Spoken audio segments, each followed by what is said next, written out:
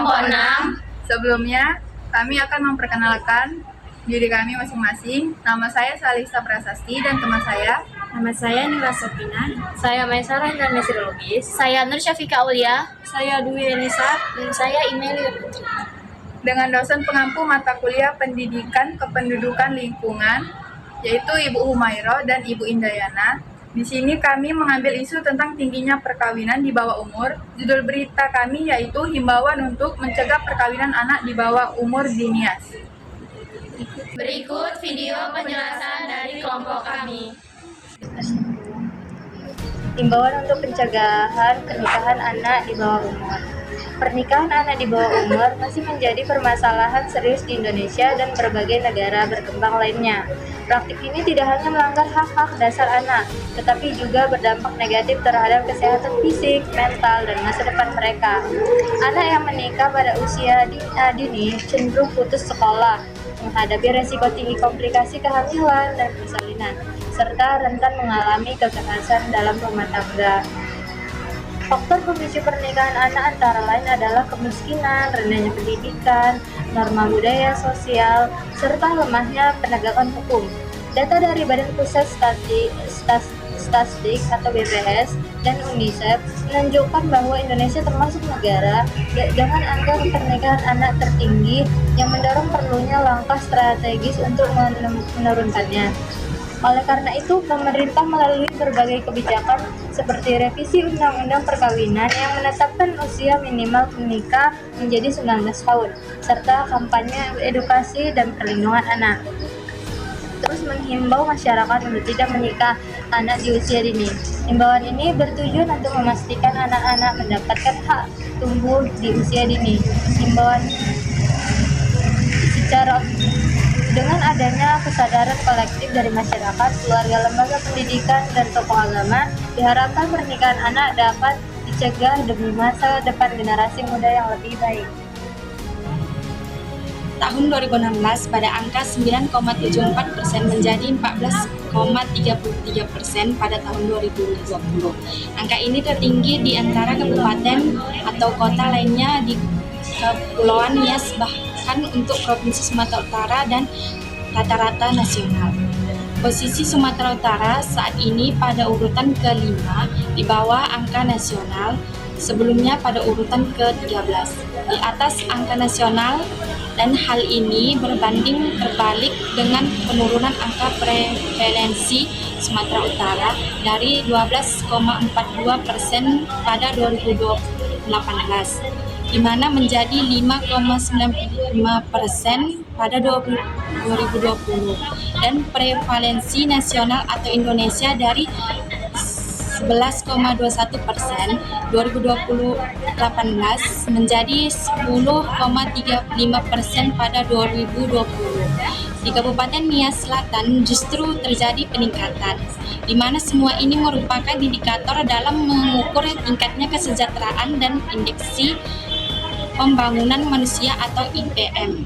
Berdasarkan survei sosial ekonomi nasional, indikator kesejahteraan rakyat meliputi angka prestasi sekolah dan angka melek huruf untuk bidang pendidikan, angka morbiditas, pemanfaatan fasilitas kesehatan, jasmani kesehatan, penolongan persalinan, umur perkawinan pertama, pertindakan KB tinggal, sumber air untuk minum, bidang perumahan, akses internet dalam pemanfaatan teknologi informasi, serta bantuan program pemerintah untuk kesejahteraan masyarakat.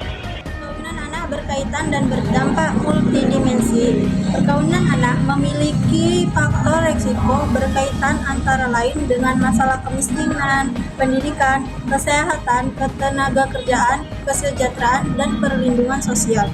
Perkawinan anak mengakhiri masa remaja anak dan membuatnya rentan mengalami putus sekolah. Dengan pilihan dan peluang yang terbatas, banyak yang menjadi pekerja anak dengan tingkat upah yang rendah.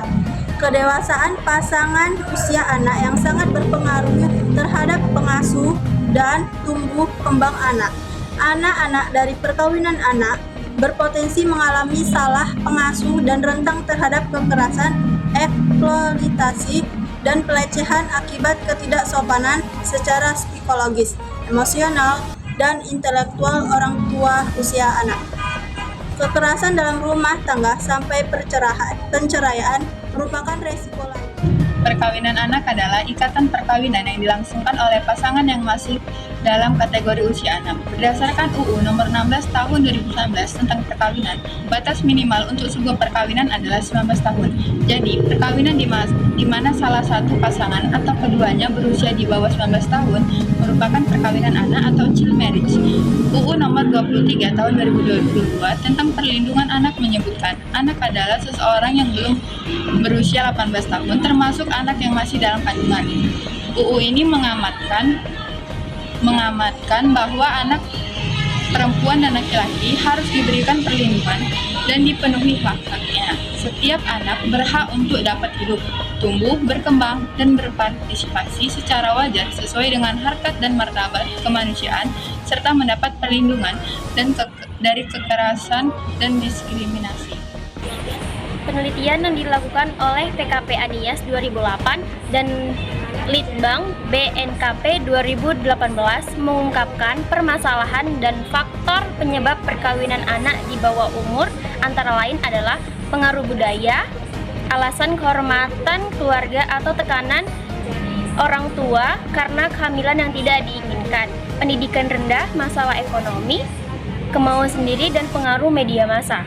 Tujuan kami membuat video ini agar masyarakat mengetahui akan rentannya pernikahan anak di bawah umur dan memberikan himbauan kepada remaja atau anak di usia kami untuk tidak salah mengambil keputusan yang salah. Dampaknya berperan ke pendidikan yang rendah, ekonomi, dan mental. Mencermati angka prevalensi perkawinan di Kepulauan Nias yang upgrade ini, khususnya di Kabupaten Nias Selatan, sangat diperlukan upaya pencegahan. Diperlukan upaya yang lebih cepat dan lebih terpadu berbasis pemetaan dan pendataan untuk menyusun langkah pencegahan yang efektif dan mengatasi dampak-dampak negatifnya. Setidaknya dari upaya pencegahan diharapkan terjadi antara lain penurunan angka perkawinan anak, meningkatnya kualitas pengasuhan anak, menurunnya angka kematian bayi dan ibu melahirkan, meningkatnya status kesehatan dan gizi anak, menurunnya angka stunting. Sosialisasi dan edukasi seluasnya diarahkan untuk perubahan pola pikir atau mindset, diiringi dalam program pemberdayaan keluarga dan membangun resiliensi bagi anak agar mampu bersuara dan menolak tindakan kekerasan dan pelanggaran hak terhadap